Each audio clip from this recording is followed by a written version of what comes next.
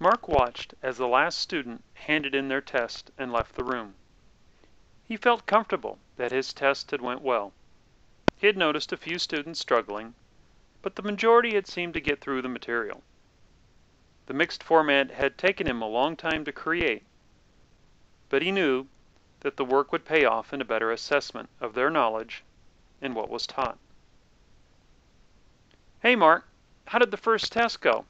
said a voice from the doorway. Mark saw Benny coming into the room and replied as he was packing up. "Thanks for the help with the test. I think it went well. I'll know better after I get them graded.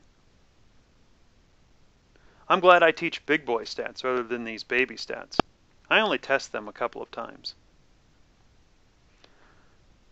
"I wish I could get away with that. I haven't sat down and figured out how many times I'll test, but I know it'll be more than twice," Mark said with a sigh. "You sound tired.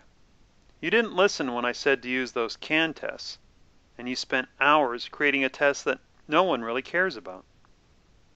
You act like you're getting paid for this or something. So listen to me. They know where they're at now.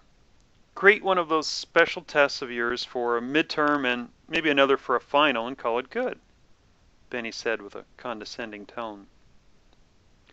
Mark felt the physical weight as he held his bag and the psychological weight of what had to be done.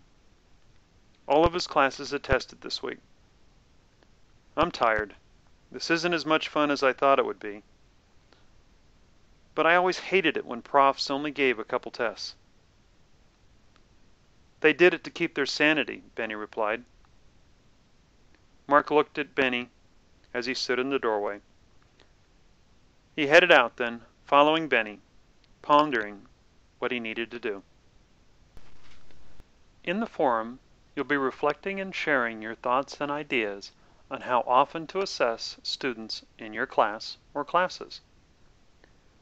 From the case study scenario, consider the following. How do the choices that Mark and Benny make influence their roles as TAs? And what effects will these types of decisions have on your role as a TA? Secondly, how do the choices that Mark and Benny make affect the students, and how will your decisions on assessments affect your student? And lastly, what are the moral dilemmas that Mark and Benny face in assessing their students, and what dilemmas do you face?